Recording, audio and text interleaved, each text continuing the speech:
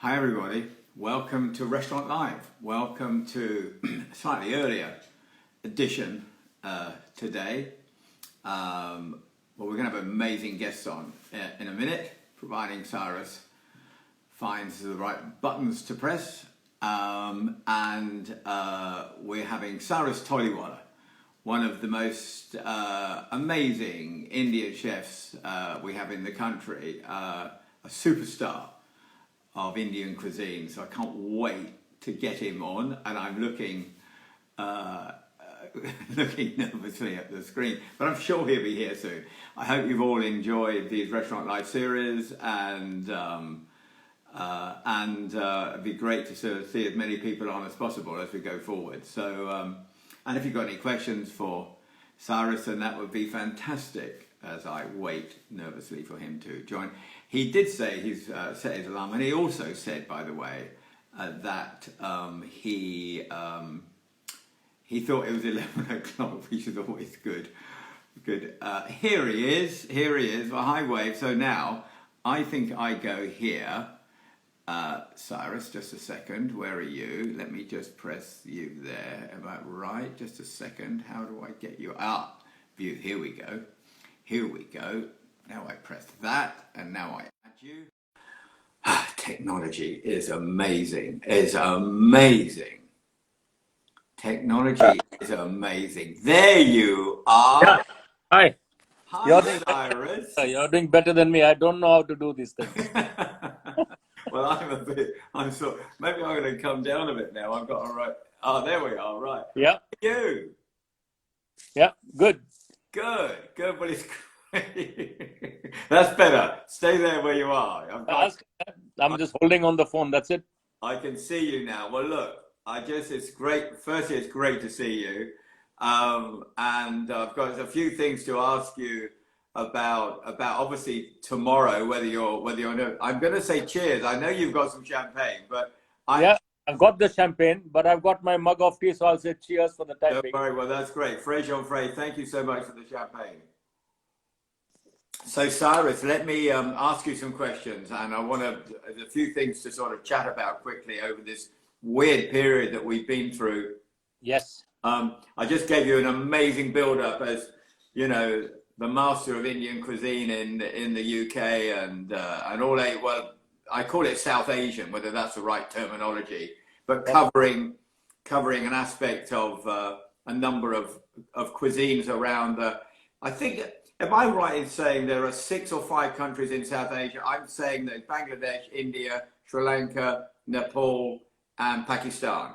Yes, Nepal and Pakistan. That's it. Those are the South Asian countries.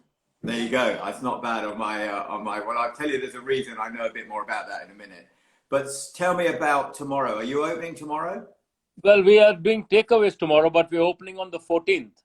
Good. Okay. But I think we have a lot to sort out with the restaurant, putting all the systems in place and making sure that when we reopen, the customers walking in are very happy and comfortable with what we have done. Fantastic. And is this Cafe Spice Namaste opening on the, is that the one you're going to be opening? Yes, Cafe Spice Namaste is opening. A little place in Buckhurst Hill called Mr. Todiwala's Petishku, which is a tiny restaurant. That's opening on Tuesday next week. Fantastic. So that will start first because it's small. We can put processes in place very quickly. Cafe Spice is a bit of a monster in many respects and a very good building. I don't think people realize, that when a chef and a restaurateur opens a venue that has been shut for 4 months, pretty much, yeah. Just open the doors. There's no beer in the taps. There's no food in the fridges. Everything's been switched off. The air conditioning needs checking. Everything needs checking and restarting. It's like I was talking to David Lowy about this, who has a number of big venues, the German gymnasiums and that. And it's like a trawler. You can't just stop it and start it quickly. It takes a bit of a time, No, on the 7th, I've got the mechanical team coming into service, all the refrigeration, all the air conditioning. Because if you turn it on, it may just blow up, because the motors have sat for so long. Yeah. Yes, that's why it takes much longer to put it back into operation. Well, as I say to people, you know, that this whole period, I've spoken to some amazing chefs through this period with Jason Atherton and Adam Handling and the Galvins and Claire Smith and Tom Aikens. I mean, it's been a fantastic, it's almost been a fix for me, Cyrus, to actually see you guys, to say hello to everybody, but also to tell everyone else out there, you know, what's been going on and how opening a restaurant or a pub or anywhere, it's not just a matter of just opening the doors and serving food again. And more than that, and of course, the next thing, of course, you've got is all the staffing, which maybe some will be here, maybe some may have gone home or gone to different locations. So how have you managed to cope with all the staffing at the different venues? We have a WhatsApp link with all our staff, which we communicate almost daily with. But the staff will have to be retrained. That's the biggest thing, because training will have to commence on the new principles of hygiene and health and safety and distancing. And of course, we'll also have to break the rotas up so that we don't have too many staff in one place at one time. Yeah. There's all sorts of things. I mean, you mentioned beer. The beer lines have to be cleaned because we have our casks in the basement and the beer taps in the restaurant upstairs. So there's a hell of a lot to be done, and gradually we'll get there. The work has started. So whilst we are opening for takeaways, we are already putting systems in place. We have so many chairs to remove from the restaurant. We have the tables to be relaid and reset. I don't think it's easy. It's actually just as you're opening a new place again. Exactly. Well, with a new place with a new system, because you know you have all of the new guidelines. You know, 48 pages of rules and regulations. Scary bit. That is scary. That is so scary. But you know, we're a brilliant group of businessmen, talented professionals. You know, and I've loved the conversations I've had. It's fabulous to have you on today. I've loved the conversations that I've had with all the chefs and their ability to adapt and overcome issues and also work through this lockdown period, you know, in ways, and helping NHS and charity work and all of the other things we've been doing, because we are, you know, you've been doing it for a while now. You know, the food industry, the hospitality industry changed so much over the last number of years that we are, you know, we're part of the community. Now, you're in the city there, you know, or just outside the city, I suppose. But, you know, but you have a community there. Yes, we do. But when I look at the city, so last week we drove around a few times. It's like nothing is happening there. Oh, I know. Nothing. The hotels are all closed around us. So, you know, so most of our, how would I say, catchment area is at the moment still very affected. Yeah. And the other two restaurants, one sitting at Terminal 5 and one sitting in Canary Wharf, the hotels aren't even opening until September. No. So there is still a lull there.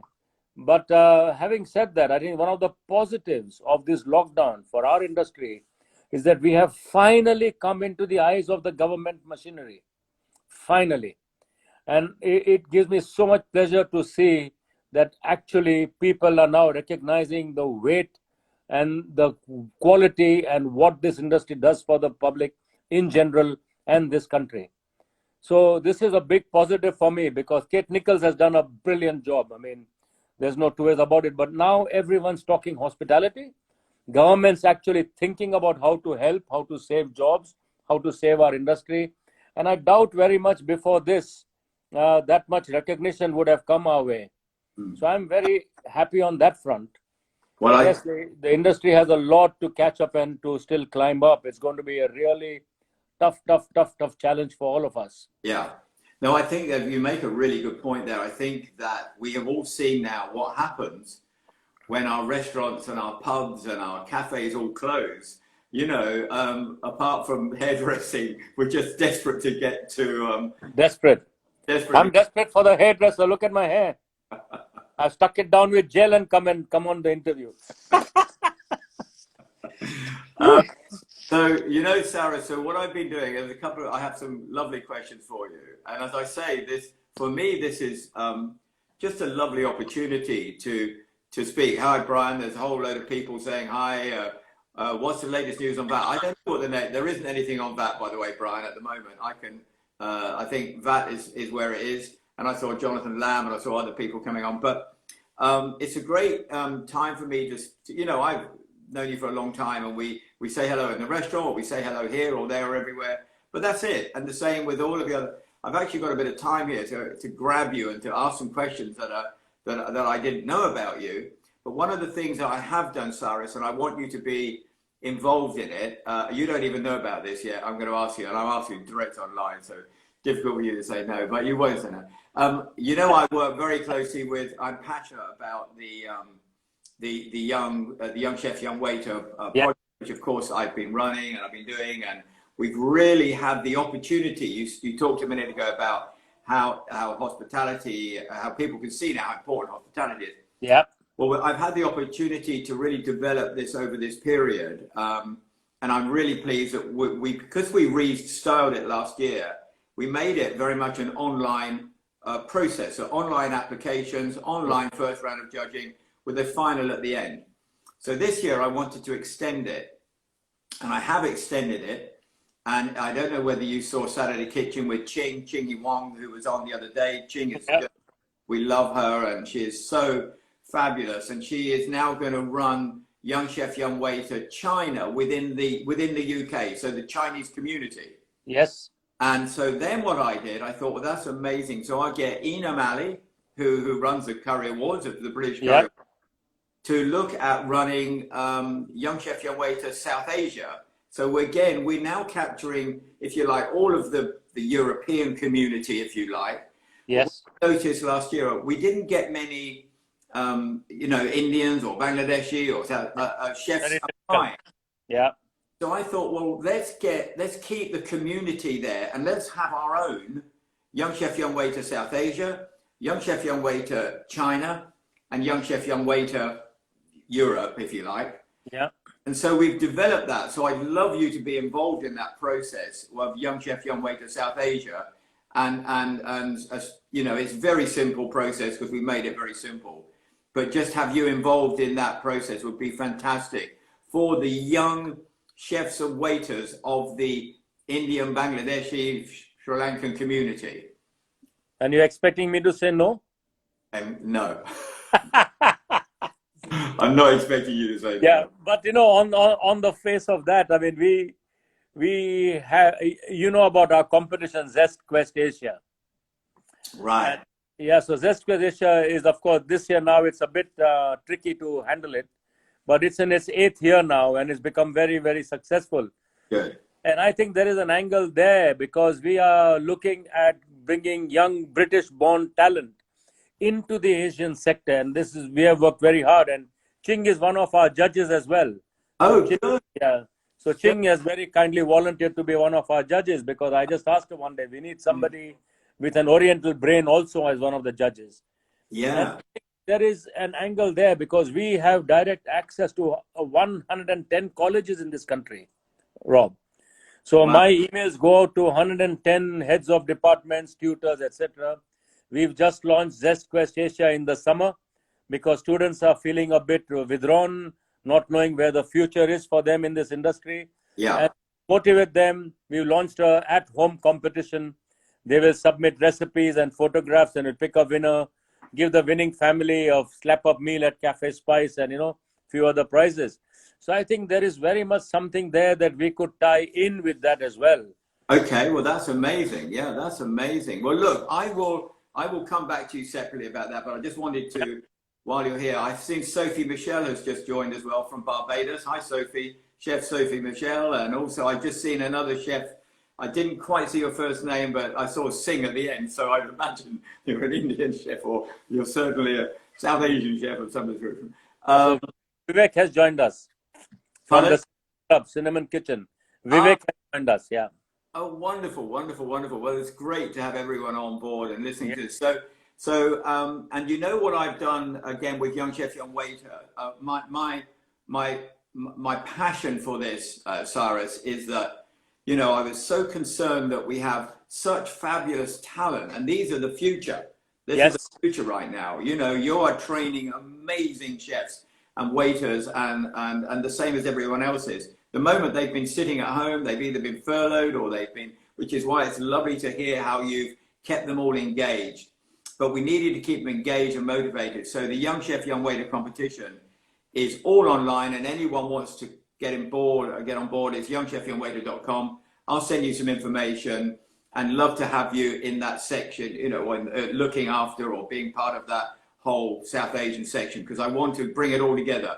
And ultimately we'll have a world final. We'll have a final where we have lots of them all competing together. So that'll be absolutely brilliant. I'll explain more, but I'm so pleased to have you involved.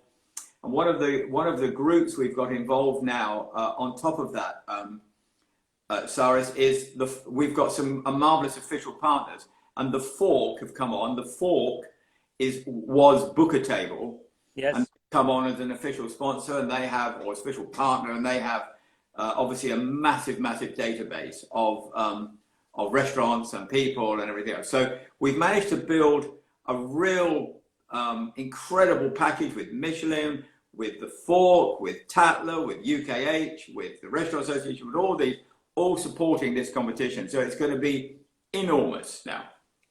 And we bring those other communities in, and then we cover 80 to 85% of the restaurants in the country. So I'm super pleased about that.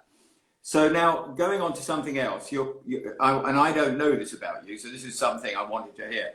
And you've written, I don't know how many books you've written, and obviously you've done the TV with your dear friend, the Scottish, what's the chef?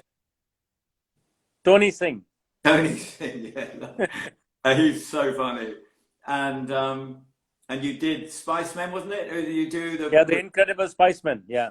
Incredible Spicemen, which was fantastic, going around the world or around the Asian, India and wherever it was, to look at all the different spices. But where did it start? I don't know about where you came from and where, I know once you arrived, but where did it come from? Where did you have the desire and passion to cook?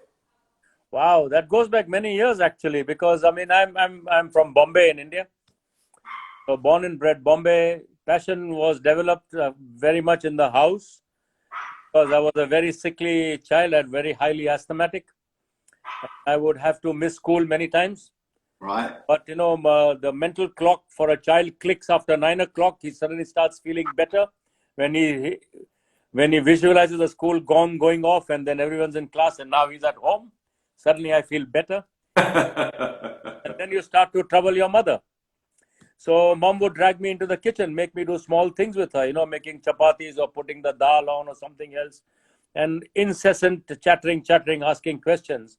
I did develop quite a bit of interest there. In fact, I was very small when I learned to chop my first onion, and I still follow my mother's style.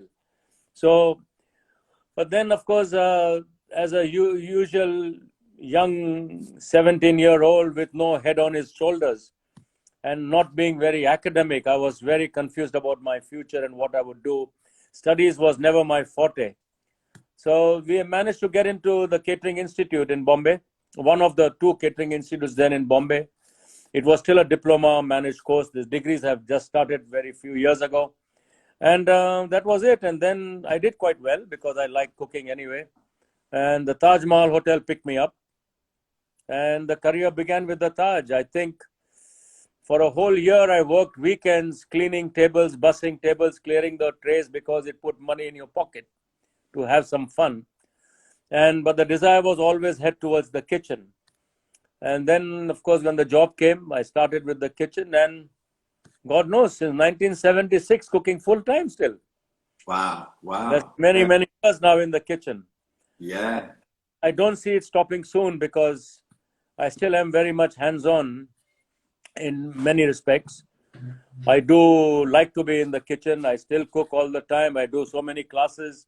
I'm busy throughout the year on various circuits, doing cookery demos, going to colleges. I do lots of live sessions for students now, because to inspire them, we have to keep them. For students, did you say students? Yes, so I've done classes for Loughborough College and North Hertfordshire, and some others coming up very soon. And of course, all our charities. So yes, with the Taj Group for 15 years, 16 years nearly, left the Taj Group. Went and joined a friend to open a restaurant in Pune, in another big city. Restaurant extremely successful, partnership extremely failure. You know, so friends are friends, and then when you go into partnership, things start to happen. And then we migrated to Australia, really. Wow. So I had an open invitation from the then Prime Minister Bob Hawke. Yeah. After him during the Commonwealth Summit, and after the summit, he wrote a lovely thank you letter to me. And then said, anytime you want to come to Australia, just take this letter to the High Commission. Pervin did that. Pervin's very clever. She kept the letter. I, like a fool, would have thrown it somewhere and forgotten about it. Like I did for a few things. I've had some lovely letters from many very big and famous people, and I can never trace them now. I've thrown them somewhere. Right. You know, as stupid as I am. I had a lovely personal signed letter from King Hussein and Princess Noor. Wow. And I didn't keep that. I don't know what I did. You know, it just never was in the brain at the time. And so then we marched off to Australia, blew up all our life savings, what little we had. And then this friend of mine who used to work here with the Taj in London told me there was an opportunity to come and manage somebody's restaurant. So I said, great, I'm in London. I love London. I had done a stint at the Hilton in Park Lane with Chef Oswald Meyer at the time. I don't know, many people don't remember him. You definitely will. And I'd also come when the Bombay Brasserie had started. So I had sent a couple of chefs from my team in Goa. And I was here. And then London was great. I loved it. So it didn't take long to decide that I must come to London. Right. Came in 91, applied for a work permit, got the work permit, and that's it. And then 3 years later, met your very dear friend, Mr. Gottlieb. Oh, right. Yes, of course. Right. So Mike had this vision of opening a chain of Indian restaurants with a difference. He wanted to get rid of the flock wallpapers, make it bright, colorful, be India as India was. And he went to a gentleman called Pat Chapman. Right.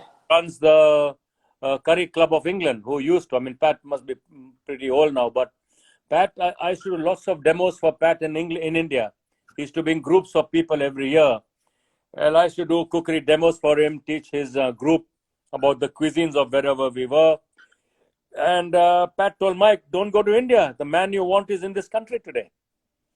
And that's how we met. Mike and Martin came down, had a few lunches, and then called me one day and said, do you know who I am, Michael Gottlieb? I said, yes, what can I do for you? Do you know who I am? I said, how do I know who Michael Gottlieb is? He said, I'm the president of the Restaurateurs Association. I said, what is that? I don't even know there's an association. It was 50 days, you know. Oh, he says, then you don't know anything. I said, no, I don't know anything, sir, except my work at the moment. He said, would you like to come and see me at our restaurant? I said, where's your restaurant? He said, Smolensky's on the Strand. I said, fair enough. So we went to Smolensky's to meet Mike and Martin. And the moment Pervin saw them, Pervin recited out all the 3 times they visited whatever single dish they'd been eating.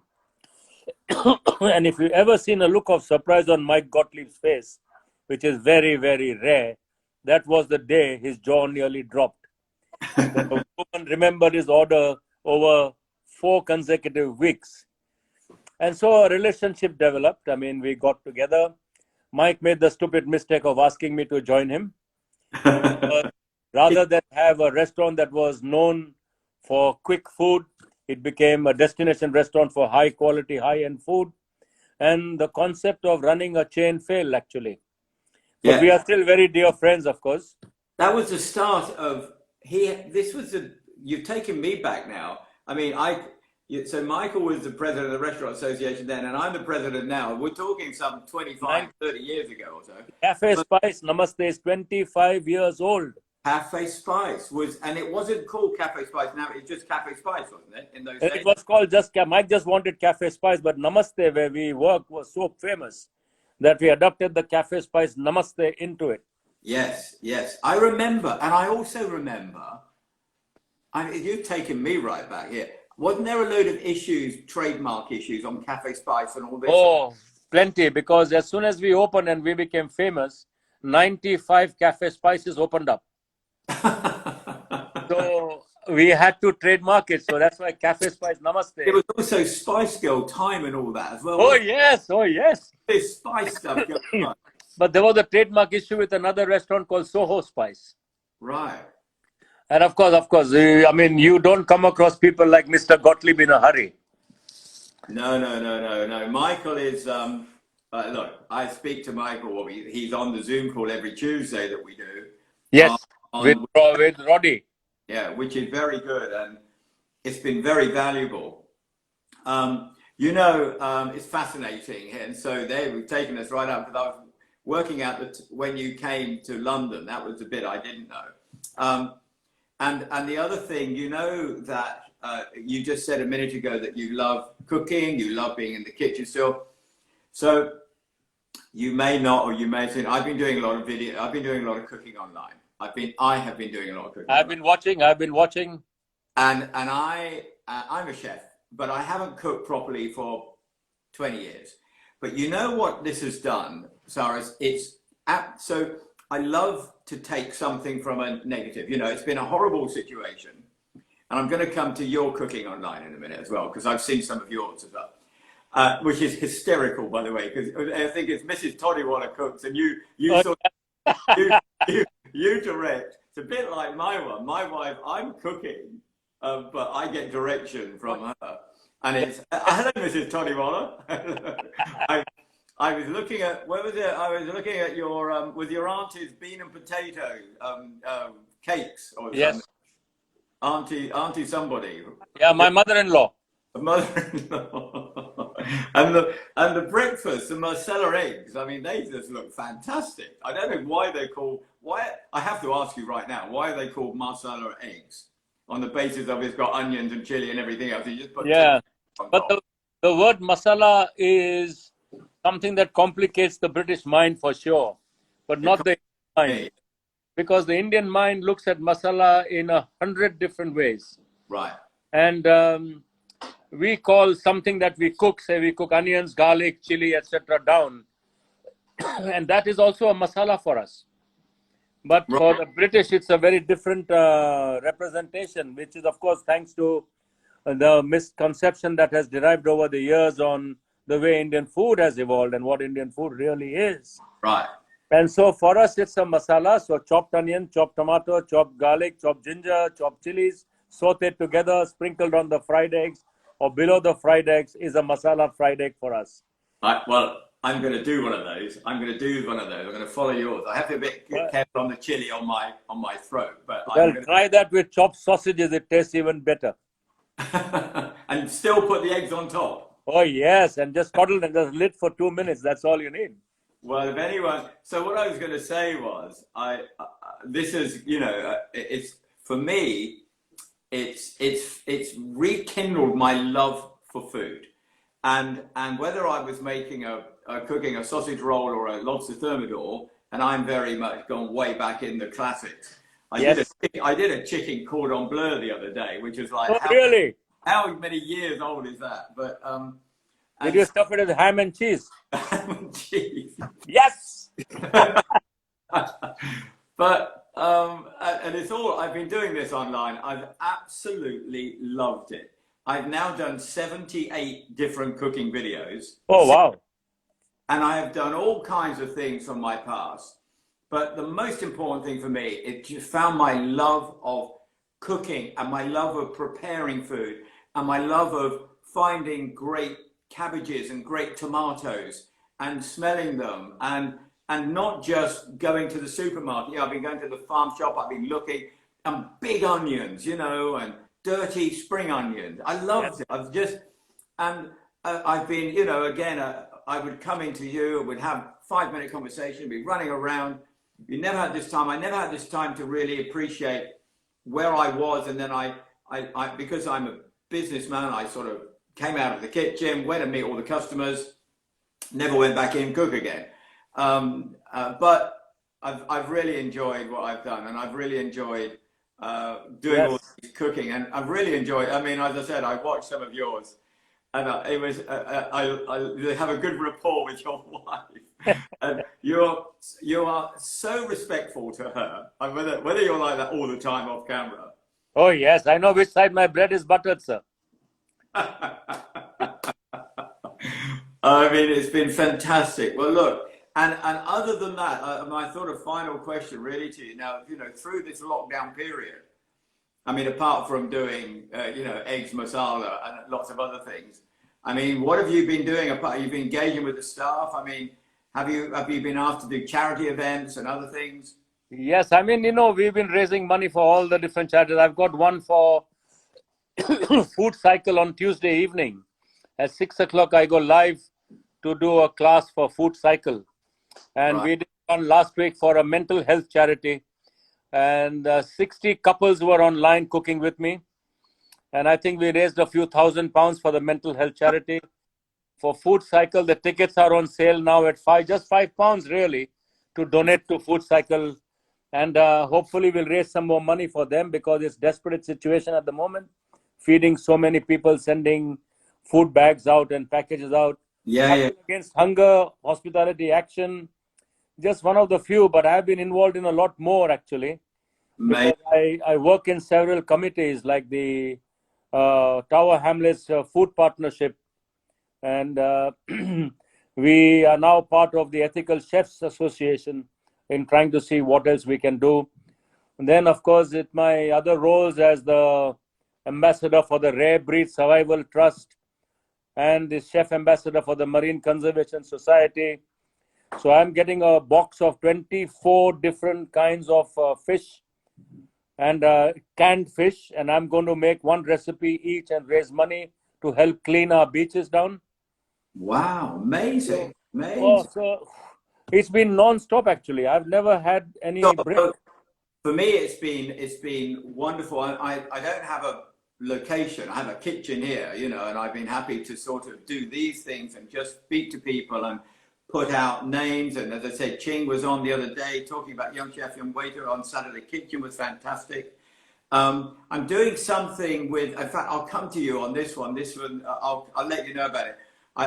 We're going to choose a few chefs within the country. The World Avocado Organization. All right. Are donating a pallet of avocados to whoever chef wins their best avocado dish.